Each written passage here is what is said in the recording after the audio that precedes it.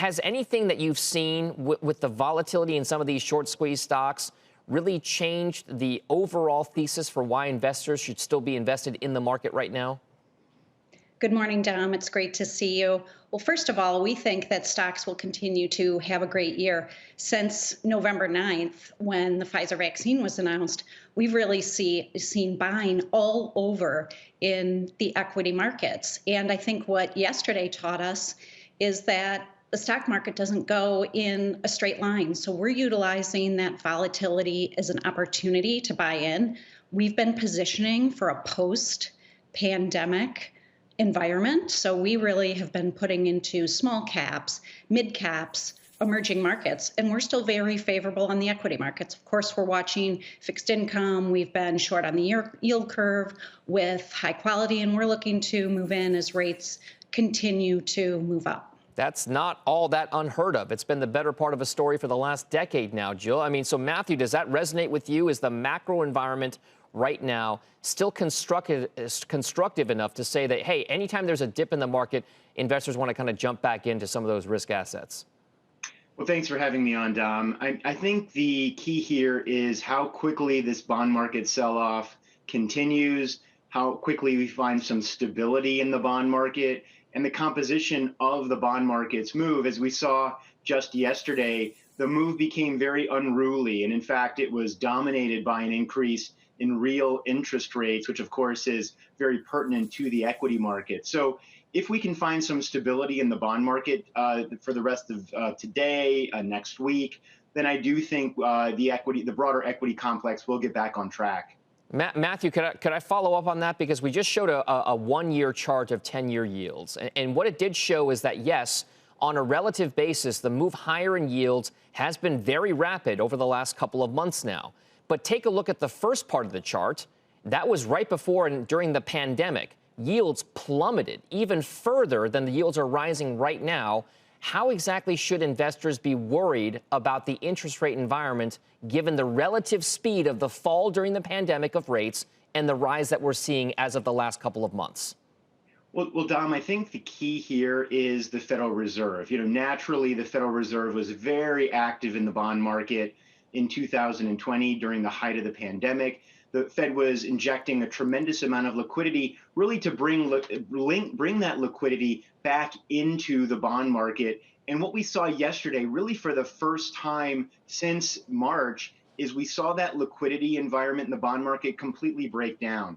That's why the Fed is still necessary to support economic activity through its injections of liquidity. And we have great confidence that the Fed will be back to make sure that the bond market is operating smoothly and in support of its broader mandate. Jill, your clients have to be asking. I mean, you have a lot of wealth management clients. They have to be asking about whether or not this changes the calculus for why they should be invested.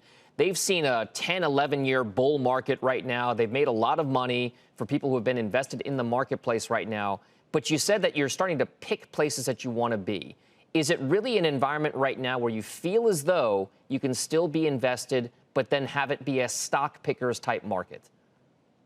That's a great question, Dom. And we do work with a number of clients, specifically business owners in the Great Lakes regions, and they have all of these same concerns. And those concerns are driving them to revisit their exit strategy and their business succession plans. In fact, as the cost of borrowing goes up, and given the concerns in the market, they're looking to liquidate their positions in their businesses. As we know, there's a lot of M&A activity. There's a lot of cash on the sideline. So as that comes in, that cash comes in, yes, we're looking to position favorably in the market. We're looking at materials and industrials right now, and we still see opportunities in technology. Jill, I'm kind of curious. You mentioned that many of your clients are small business or medium-sized business owners, but that they're looking for liquidity events right now. Is that a general theme that you're seeing right now, that some of your small business owners are looking to perhaps get out while the getting is good? They are, because, again, there's a lot of cash for companies that have strong, healthy balance sheets. And we have a number of clients who are just that. And going through the pandemic has caused a lot of emotional response with our clients, and they're looking at making lifestyle changes. So given the fact of what I just said and the fact that we could have tax policy changes, that's another key driver. The fact that capital gains rates could almost double, again, a potential tax policy change that we see coming potentially after 2022 has business owners thinking, gee, maybe I should sell right now. Well, I can lock in a capital gain rate at the federal level that may be 20%. We certainly saw a lot of activity with business sales, specifically at the end of last year. All right, Jill, that's a big risk there. Matthew, I'll give the last word to you. What's the biggest risk that you see in the marketplace right now outside of perhaps tax policy here in the U.S.? Well, the biggest risk ultimately is that the Fed loses a control over the bond market, and the yield rise that we saw yesterday was just a prelude to a greater move higher in interest rates. That to me is the biggest risk in the market today.